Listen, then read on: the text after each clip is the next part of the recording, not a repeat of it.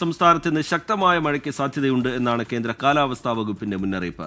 വടക്കൻ കേരളത്തിലും മലയോര മേഖലയിലും മഴ കനത്തേക്കും.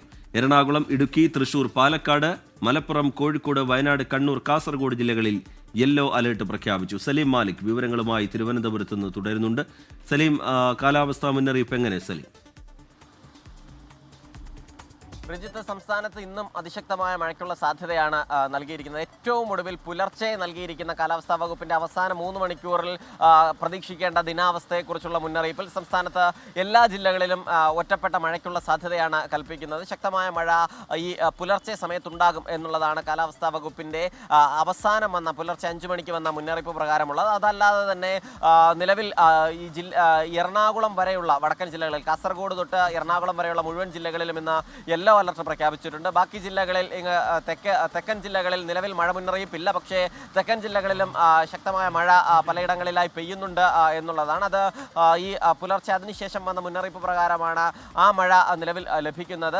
10 മണിയോടുകൂടി മഴ മുന്നറിയിപ്പ് പുതുക്കും. അപ്പോൾ വീണ്ടും കൂടുതൽ ജില്ലകളിൽ ഓറഞ്ച് അലർട്ടും യെല്ലോ അലർട്ടും വരാനുള്ള സാധ്യതയുമുണ്ട്. നിലവിൽ ഓറഞ്ച് അലർട്ട് ഒരു ജില്ലയിലും പ്രഖ്യാപിക്കപ്പെട്ടിട്ടില്ല.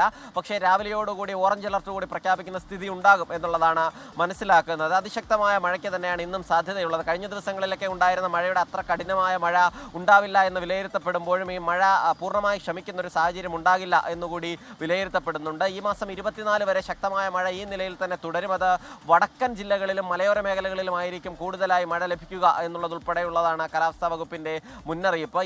ഇന്ന് കഴിഞ്ഞാൽ പിന്നീട് മറ്റെല്ലാ ദിവസങ്ങളിലും യെല്ലോ മുന്നറിയിപ്പ് മാത്രമാണുള്ളത്. പക്ഷേ അതിനുശേഷം കണ്ണൂർ, കാസർഗോഡ് ജില്ലകളിൽ 24-നും ഓറഞ്ച് മുന്നറിയിപ്പ് നൽകിയിട്ടുണ്ട്. അങ്ങനെയെങ്കിൽ ഈ ഒരാഴ്ച കൂടി ശക്തമായ മഴ തുടരും എന്നുള്ള നിലയിൽ തന്നെയാണ് ഇപ്പോൾ കാലാവസ്ഥാ നിരീക്ഷണ കേന്ദ്രം വിലയിരുത്തുന്നത്.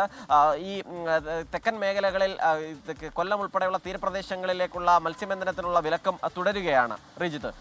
സലീം മാലിക് തിരുവനന്തപുരത്ത് നിന്ന് വിവരങ്ങൾ നൽകുകയായിരുന്നു. 9 ജില്ലകളിലാണ് യെല്ലോ അലേർട്ട് പ്രഖ്യാപിച്ചിരിക്കുന്നത്.